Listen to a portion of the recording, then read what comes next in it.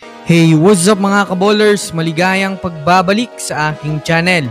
Halina't pag-usapan natin ang balitang pinatunayan nga po ng Boston Celtics na malakas pa rin silang team ngayon sa NBA. At ang balitang jackpot daw mga kaballers ang Warriors sa lumabas na trade, pero pag-usapan natin yan dito sa Basketball Hotshots.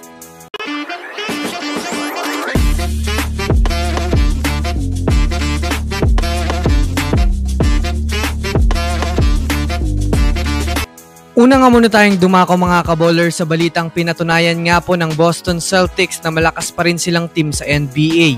Sa naganap nga pong laban ng Celtics at ng Nuggets kaninang umaga ay marami na naman ngang mga fans ang humanga sa team ng Boston Celtics dahil na rin naman nga po mga kaballers sa kahit man nga malakas na ang team ng Nuggets ay hindi pa rin sila mga kaballers nagpadaig dito. Bagamat man nga po mga kaballers hindi naglaro si Kristaps Porzingis ay hindi rin naman humina ang Celtics. Nanalo nga sila mga kaballers sa score na 107-103 na pinangunahan naman mga kaballers ng kanilang second unit na si Peyton Pritchard matapos magtala ng 21 points, 4 rebounds na may kasamang 6 assists.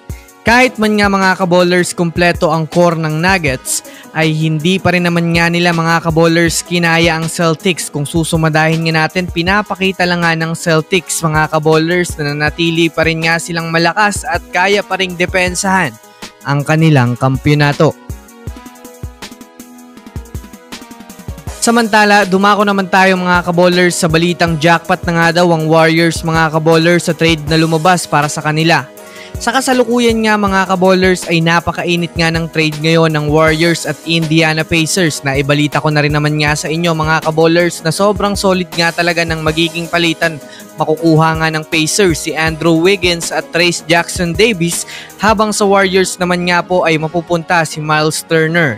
Ayon nga po mga kaballers sa mga pagsusuri ng trade na ito, makaka-jackpot nga daw ang Warriors sa pagkuha dito kay Miles Turner lalo pat kinakailangan nga talaga ng Warriors ng malakas na big man na maaasahan sa kanilang front court at magre-resulta sa paglakas ng kanilang team.